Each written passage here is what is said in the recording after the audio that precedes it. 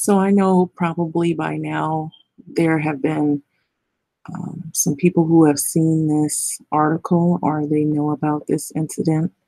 If you don't, I'm going to read from this article out of the New York Times. Um, this young lady goes by the name of Nia Wilson. She had big plans. Then she was killed in a BART station. Nia Wilson was 18 years old and she was fatally stabbed after getting off a train with her sisters at a Bay Area rapid transit station in Oakland, California. This is by Matthew Hag. This is July 25th, 2018. Nia Wilson was the youngest of six sisters and two brothers, but she knew how to stand out. She jumped at the chance to help others. One of her sisters said, offering pep talks to her sisters when they were down and performing the Heimlich maneuver on her aunt as she was choking at a recent family party. She loved to look pretty, and even if it meant holding up everyone else until she picked out the perfect outfit for a late night run to the grocery store. At 18, Mia still had the bulk of her life ahead of her, and she had big plans, joining the army or becoming a paramedic, or maybe a music producer would see her rap videos on YouTube and offer a record deal. But on Sunday night, Nia was attacked and killed by a man wielding a knife after stepping off the train with two of her sisters at the Oakland, California transit station. One of her sisters, Latifah Wilson, 26 years of age, was also stabbed. She was taken to the hospital, but later she was released. 3 days after Nia's death, her sister Malika Harris said that her family was struggling to process what had happened and to accept that she was gone. In any other situation, her sister said they would be turning to Nia for comfort. She was always there and motivating you and telling you to stay positive. Miss Harris was who was not with her on the train said in an interview on Wednesday. And so it goes on to say, as her family finalized funeral plans for Nia on Wednesday, the man accused of stabbing her, his name is John Lee Cowell, who was formally charged with murder and attempted murder. Mr. Cowell, 27 years of age, made his first appearance in an Oakland court at an arraignment hearing on Wednesday afternoon. He did not enter a plea. Nia's father, Ansar Muhammad, went to the courthouse to attend the hearing. My daughter was everything to me, Mr. Muhammad told the reporters outside the courtroom. She was so beautiful and so inspirational and had dreams.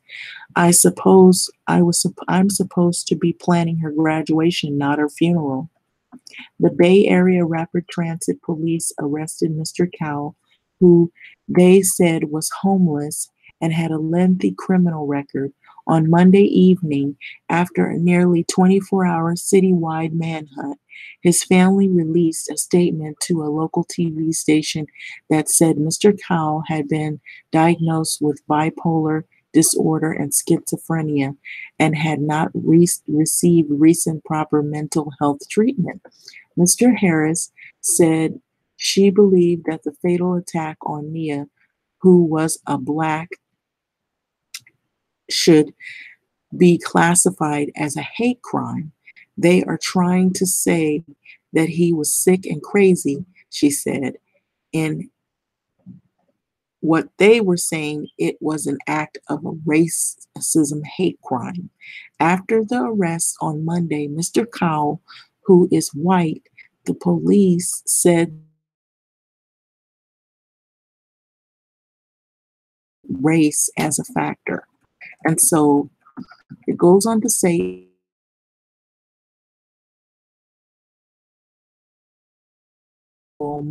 Monday evening for Nia at the MacArthur BART station in Oakland, where the stabbing had occurred. So the vigil expanded beyond the station, with some people marching to a nearby supremacist group's request to host an event there that evening. On the way there, a fight broke out when they encountered a man thought to be a member of a white supremacist group called the Proud Boys.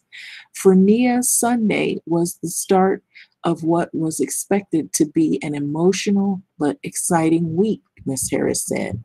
That afternoon, she traveled with some of the family members, including several sisters, from Oakland to her aunt's apartment in a nearby city of Concord. Her aunt has stage 4 cancer, so the family organized a pool party and a cookout to celebrate her life. At the party, Nia posted some video footage on social media, only 49 seconds long, and it still captured so much about Nia, her sister said. She can be seen posing for the camera wearing a gold necklace and sparkly pink eye makeup, pausing to hug family members or to direct a comment off screen. So she wouldn't go anywhere without looking presentable, Miss Harris, 25, said. 25 years old. She was really passionate about the way she looked and carried herself. Nia had a job interview scheduled for this week. For the past several months, Nia, who graduated from Oakland High School last year, had worked at a clothing distribution center for the Thread Up, an online consignment store. Ms. Harris said that Nia told her about the interview for the first time on Friday, but she refused to reveal much, not even the name of the place or the type of work. Ms. Harris said that she pressed her sister for more details, but she would not budge. She wanted to keep it a surprise, and she said Nia was also planning to attend a party with friends for what would have been the 18th birthday of her high school boyfriend, Josiah Pratt Rose.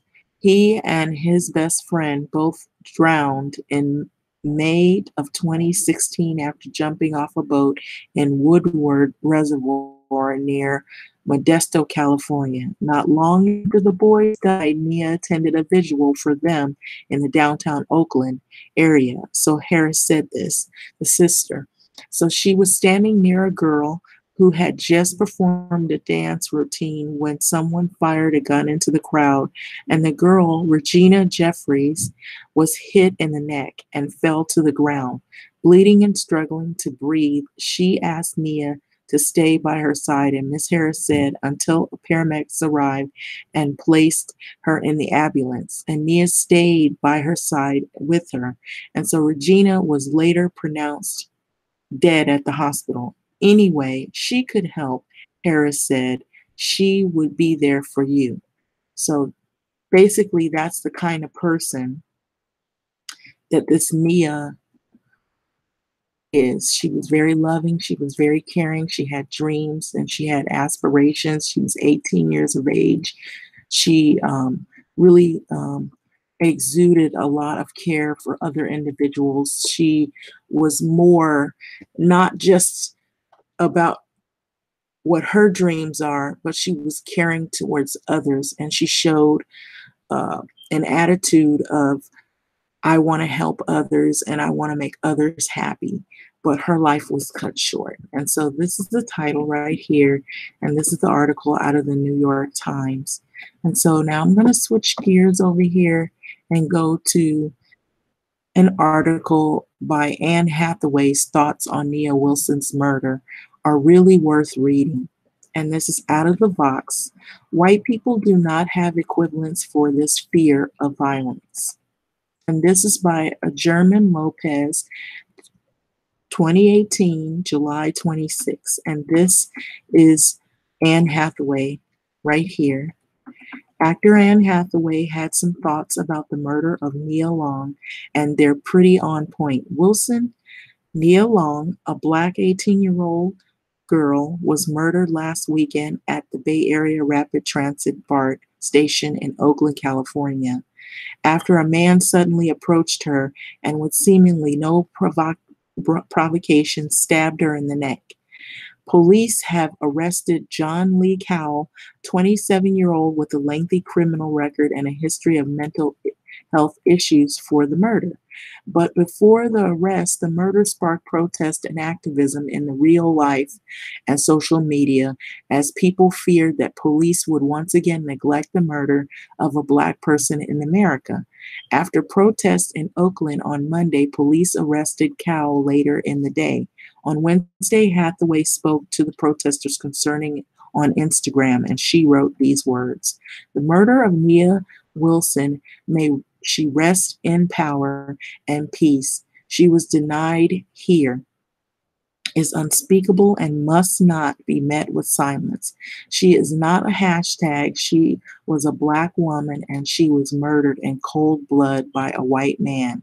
White people, including me, including you, must take into the marrow of our privileged bones the truth that all Black people fear for their lives daily in America and have done so for generations. White people do not have equivalents for the fear of violence. Given those givens, we must ask our white selves, how decent are we really? Not in our intent, but in our actions, in our lack of action. Peace and prayers and justice for Nia and the Wilson family, XX." People on social media quickly praised Hathaway. By using her platform to bring attention to the murder, Hathaway is helping address the problem many activists are focused on, that homicides with Black victims are often neglected by police and U.S. society as a whole. Black Americans are both over-policed and under-policed. Wesley Lowery, Kimbrell Kelly, and Stephen Rich recently reported for the Washington Post, based on an analysis of killings over the past decade in 52 of the U.S. largest cities. Black victims who accounted for the majority of homicides were the least likely of any racial group to have their killings result in any arrest. The Post found this. So while police arrested someone in 63% of the killings of white victims, they did so in just 47% of those with Black victims. And so that's pretty much that right there. So I'm going to go down. As journalist Jill Leovy explained in her award-winning book, Ghetto Side, the racial disparities reflect a lack of resources going to solving murders, particularly in the minority communities. And it reflects this, the community's distrust can also play a role since it makes it harder for police to get cooperating witnesses needed to solve murders in this way. Community distrust and poor murders solving rate feed into each other. People are less likely to cooperate with the police when they feel unprotected by the law, and the police are less able to protect people without cooperation. And all of this together leads to fewer arrests when Black people are the victims. The result is less trust in the police. That is true. So this is on top of the distrust fostered by what many minority communities see as a mix of abuse and harassment. The police shootings in which Black people are disproportionately the victim, the police stops over petty crimes and drugs, the U.S. Department of Justice reports showing that police officers often see people of minority communities as subhuman, and so on. So Leo Voy explained, like the schoolyard bully, our criminal justice system harasses people on small pretext, but is exposed as a coward before murder. It hauls masses of Black men through its machinery, but fails to protect them from bodily injury and death. It is at once oppressive and inadequate. So when police come in, it's often in an abusive, abrasive manner that can lead to an outright discrimination and excessive use of force. Meanwhile, police don't appear to come in when they're actually needed to solve the worst crimes. Black communities are both over-policed and under-policed, leading to greater distrust in law enforcement. In the case of Wilson's death, the distrust led to this protest. But this distrust has other bigger consequences, helping explain the higher rates of violence in Black communities, with, for example, Black victims making up more than half of the murders in the US in 2016, even as Black people generally made up roughly 13% of the US population, which I don't believe is true. There are more of us than you know. This is a reflection of a concept known as legal cynicism. When people don't trust the law, they're more likely to take the law into their own hands, and that can lead to a violence. It sometimes someone will think his family is under imminent threat but doesn't trust the police to protect them, then maybe he'll take preemptive steps, perhaps deadly action on his own. So this is what folks who rail against the focus on police violence and pull up against that community violence get wrong. David Kennedy, a criminologist at John Jay College, previously told me, what those folks simply don't understand is that when communities don't trust the police and are afraid of the police, then they will not and cannot work with police and with the law around issues in their community. And then those issues within the community become issues the community needs to deal with on their own. And that leads to the violence. Or, as Leo Lee put it, in the ghetto side, take a bunch of teenage boys from the whitest, safest suburb in America and plunk them down in a place where their friends are murdered and they are constantly attacked and threatened. Signal that no one cares and fail to solve murders, limit their options for escape, and then see what happens. This is part of the context around why a lot of people are skeptical that Wilson's killer would be caught if protests didn't draw more public attention to the case. And it's why even after Wilson's alleged killer was arrested, well-known celebrities continue to bring attention to the killing. For too long in America, this kind of activism has felt needed for Black murder victims. For more on the murder of Nia Wilson, read Vox Explainer. So that's pretty much it. I disabled the comments for this video. I usually have videos where people comment, and I will tell you this: anytime I have anything having to do with incidences such as this, all of the people who either they have a dislike for Black people, or they have racial biases within themselves, or they just don't have any remorse or empathy for Black murder victims, will come on people's pages, and not just even mine, but they will make harsh comments, rude, crude comments, like as if to blame the actual victim for their murder, or for their misfortune, or for something that has happened that was a hate crime.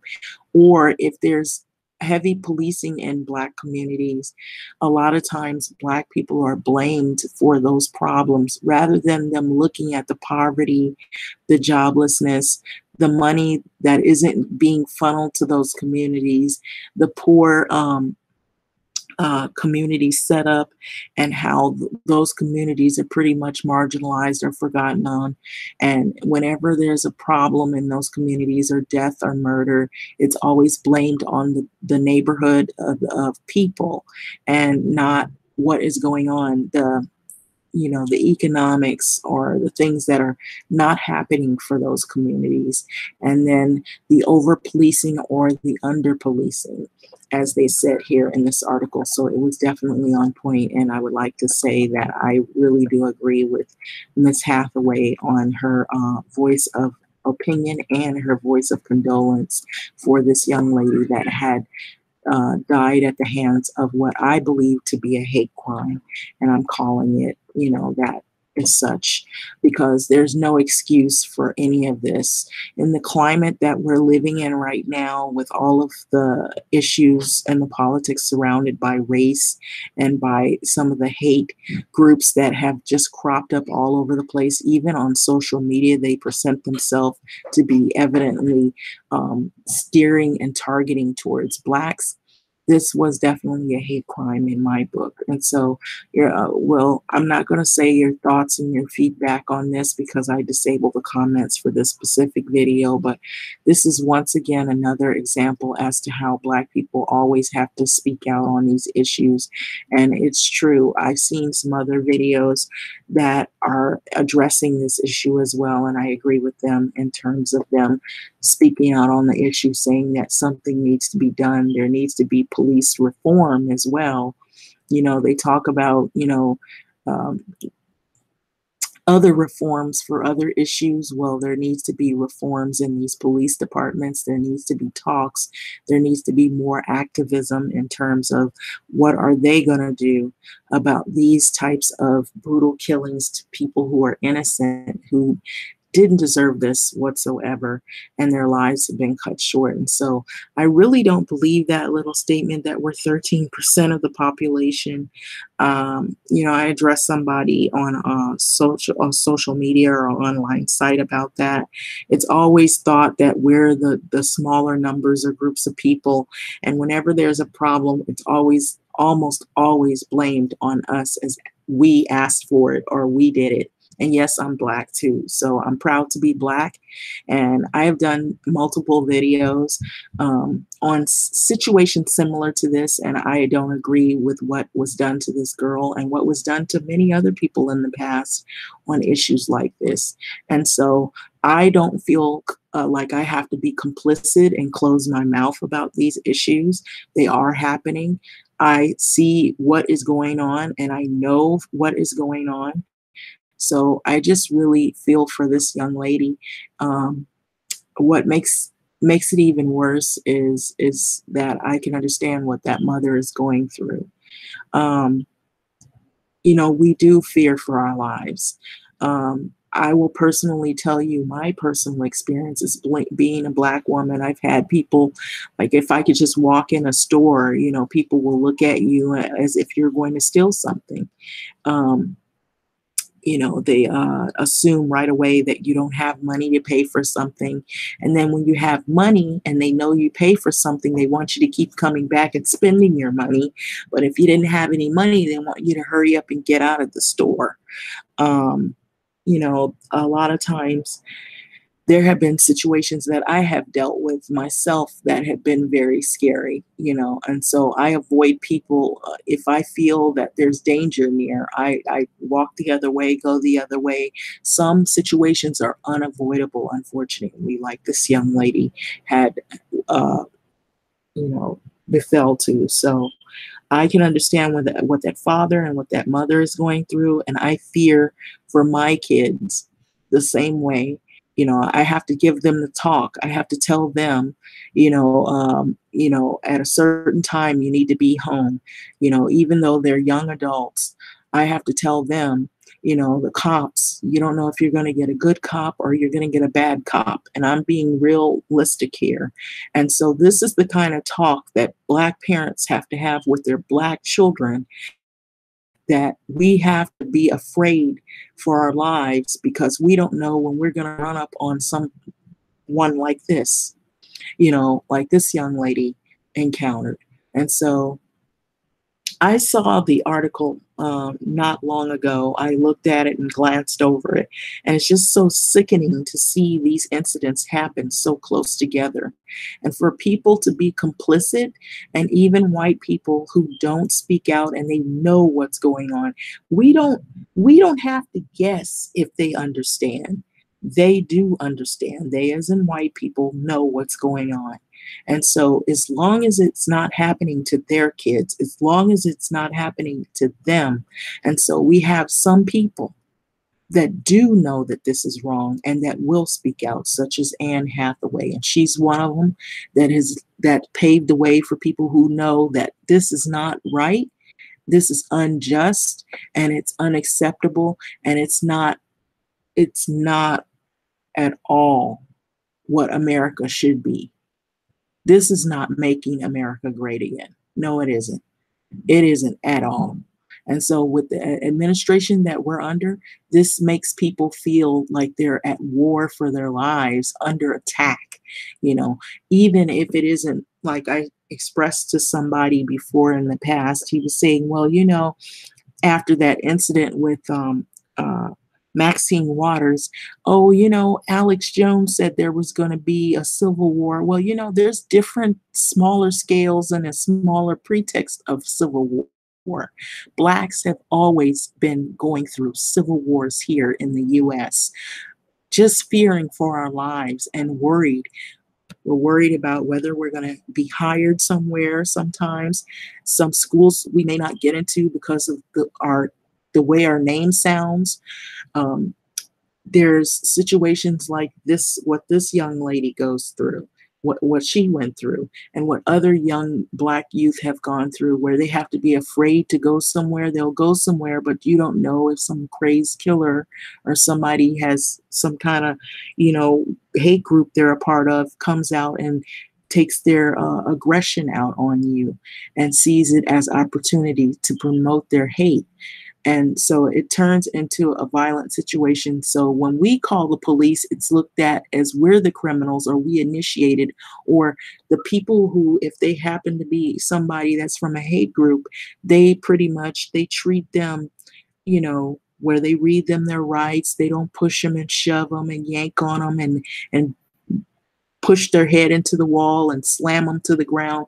But when it's has to do with Black people, they're violent with us. They're violent with us, even if we're not calling because something happened where one of us are involved in some kind of act. No, it's like we're actually calling because we're calling for help. So we don't feel like we can even call for help anymore. We don't feel like we can trust the police because we don't know if we're going to get a good cop as in one that's not going to be racist and use his badge to try to kill us, or if it's going to, we don't know if we're going to get that kind of cop. And then we don't know if we're going to get a cop that's going to be, somebody that isn't racist, and he's going to, follow the law, and he's going to treat us like human beings and treat us like we're part of the neighborhood instead of treat us like we're inhuman. And so we get a lot of inhumane treatment. And so we have to live like this every single day. And it's hard for people to understand that if you are not classified, or you don't call yourself, or maybe you can look like something else, even if you have somebody that's Black in your family, or maybe you have Black, but you look like something else, you may not live this life and feel what we feel the distrust, the fear, and some of the anger, sometimes the frustration that we go through on a daily basis. And so this is the kind of thing that people feel like, oh, well, if it doesn't happen to us, if we're not the part that's being killed, if our kids are not being murdered, then we don't have to say anything. It isn't us. So this is the kind of thing that happens. It's an unfortunate situation of many unfortunate situations. Yes, I saw where recently there was they did a dig, and I can't even think of the name of everything because I'm looking at this right here, where they uncovered bodies, and I believe it was in Texas, of prisoners.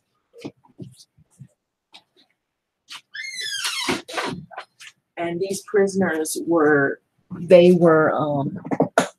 were incarcerated, but they were enslaved basically, and their bones were misshapen. So I know that's a whole nother thing right altogether. I didn't even want to do that video because it was frustrating, it was angering.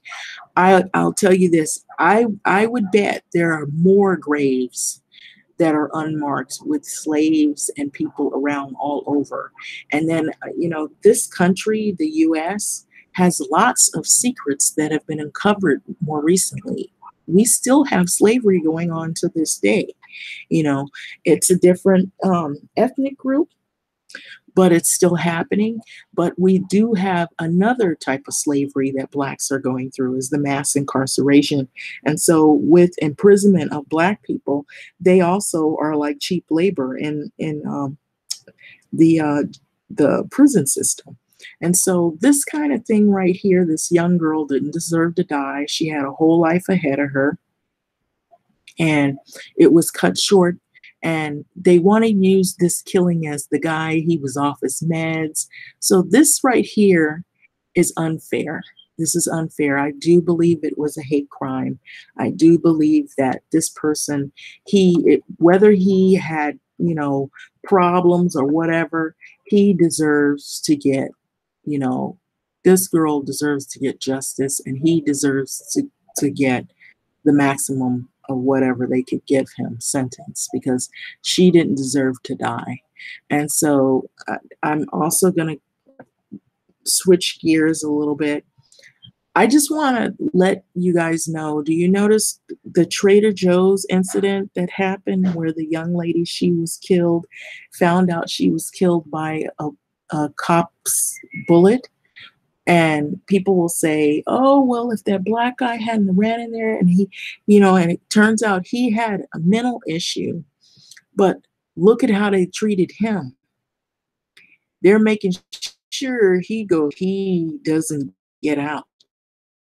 And they had cop cars all over the place for him. And his grandmother was gunned down by him 7 times.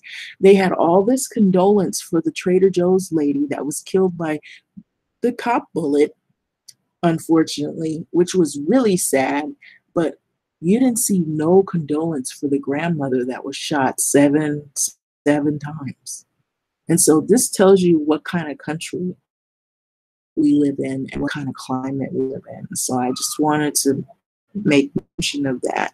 It's very sickening and it's very ugly. And this is the kind of thing that Black people, or people of color rather, have to deal with on a day in and day out basis. And so I'm gonna like some more thing here. Recently there was a rap star guy that was pulled over by the police in Georgia, and they found everything bad on him that they could find, which is what they usually do because he's famous, right? And so he said these words. He said, and I'll tell you who he is in a minute. Most people know who he is.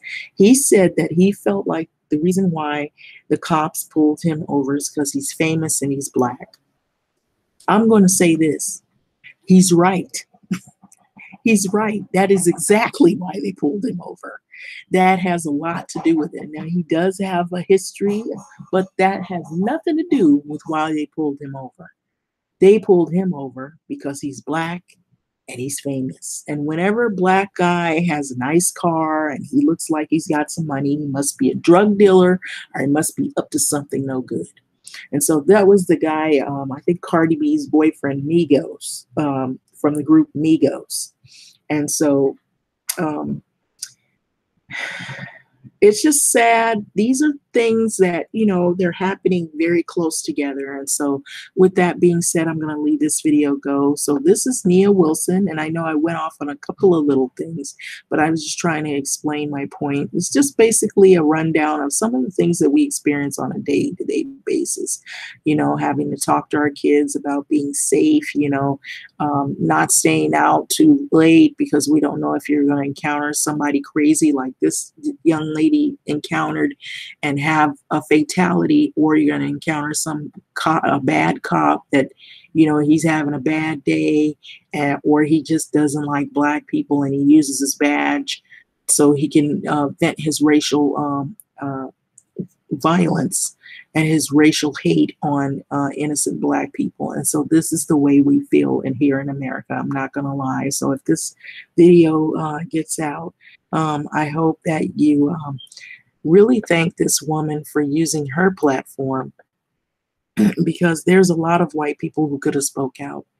But you notice they don't. And there's a lot of, let me add to this. There's a lot of famous rich Black people, and I'm not going to say no names, who have a lot of money, but you never see them speak out on issues like this. Never. But they can tell you about all of their shows, and they can show up to graduation ceremonies and they talk about people that have nothing to do with the US neighborhoods. And they've got money to donate to the charities for other things, but when it comes to these situations, they want to act like this doesn't exist. And so I just wanted to leave that. But anyway, you have people like Anne Hathaway who actually spoke out on this issue. I heard there were some other famous people that spoke out on this issue. So with that being said, I'm going to leave this video. This is an unfortunate situation. And I don't believe this will stop until people actually come to the realization there will be a reckoning for all of this. As a threat, no. I'm saying that when you do people like this for so long, people in a position where they fear even authorities, eventually what goes around ends up coming around, where people have to actually come to a place of conviction for what they've done to people. It will happen at some point. And so I'm going to leave that go. And thanks for listening.